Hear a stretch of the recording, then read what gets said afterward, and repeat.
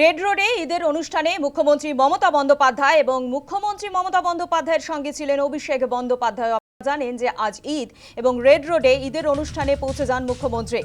মুখ্যমন্ত্রীর সঙ্গে ছিলেন অভিষেক বন্দ্যোপাধ্যায়। মঞ্চ থেকে সংখ্যালঘুদের বার্তা, পাশে থাকার বার্তা মমতা বন্দ্যোপাধ্যায় ও অভিষেক বন্দ্যোপাধ্যায়ের।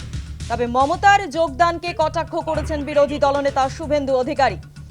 রেড রোডে ঈদের অনুষ্ঠানে মুখ্যমন্ত্রী মমতা বন্দ্যোপাধ্যায় এবং মুখ্যমন্ত্রীর সঙ্গে ছিলেন অভিষেক বন্দ্যোপাধ্যায়ও।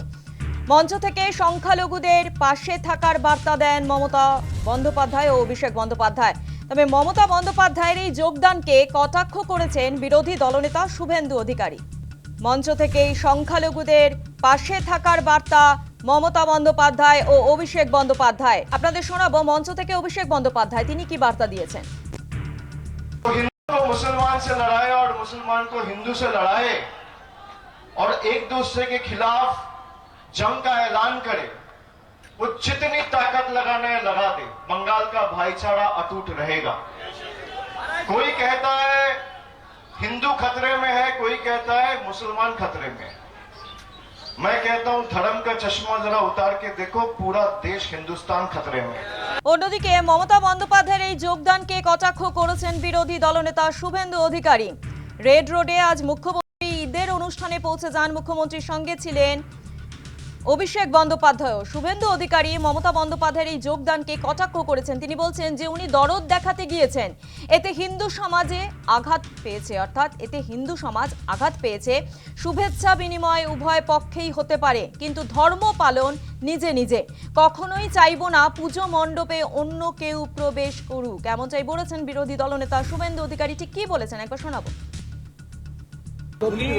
দরদ দেখাতে যাচ্ছেন এবং এতে হিন্দু সমাজ আঘাত পুরোটাও দিয়ে আমরা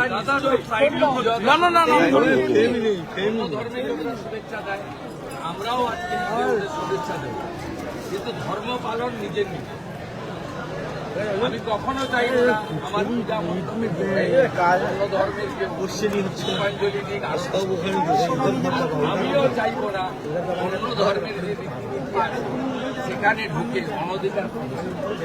যেটা উনি করছেন কেউ মেনে নিচ্ছে না।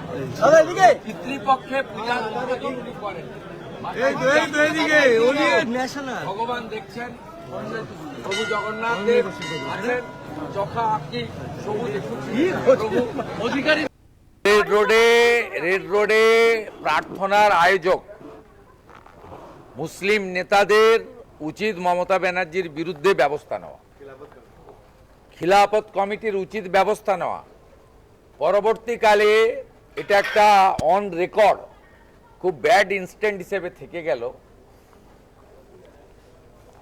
ঠিক মোহাম্মদ আলী জিন্না সোহরাবুর্দিরা যে ভাষায় কথা বলেছেন আজকে তিনি করেছেন, এবং ইসলাম ধর্মের মানুষরা 1 মাস ধরে তারা উপবাস ব্রত পালন করেছেন, করে তাদের যে প্রার্থনার মাধ্যমে আজকে রমজান মাসের পরিসমাপ্তি ঘটিয়েছেন, সেই মঞ্চকে যেভাবে রাজনীতিকরণ করলেন মুখ্যমন্ত্রী, এরপরেও যদি খেলাফত কমিটি কলকাতা রিয়াক্ট না করে, তাহলে আমরা ধরে নেব মমতা ব্যানার্জির এই রাজনীতিকরণ এবং মৌলবাদে উস্কানি, ঘৃণা ছড়ানোর কাজে তাদেরও সমর্থন আছে।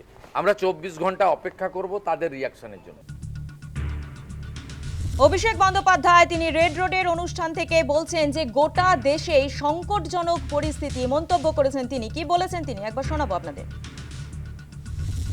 हिंदू मुसलमान से लड़ाए और मुसलमान को हिंदू से लड़ाए और एक दूसरे के खिलाफ जंग का ऐलान करे, वो जितनी ताकत लगाने लगा दे, बंगाल का भाईचारा अटूट रहेगा।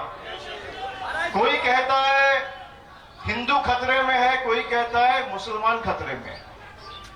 मैं कहता हूं धर्म का चश्मा जरा उतार के देखो, पूरा देश हिंदुस्तान खतरे में है। অভিষেক বন্দ্যোপাধ্যায়ের মন্তব্য আপনাদের শোনালাম, এবং অভিষেক বন্দ্যোপাধ্যায়ের এই মন্তব্যের পাল্টা আক্রমণ করেছেন বিরোধী দলনেতা শুভেন্দু অধিকারী। ঠিক কি বলেছেন তিনি একবার শোনাবো। ওনাদের স্ট্যান্ড উনি বলছেন, বিষয়টা তো মমতা ব্যানার্জিকে কেন্দ্র করে। উনি তো এসআইআর চলাকালীনও মুখ্যমন্ত্রীর প্যাড ব্যবহার করেছেন, এখন এমসিসি আছে মুখ্যমন্ত্রীর প্যাড ব্যবহার করছেন।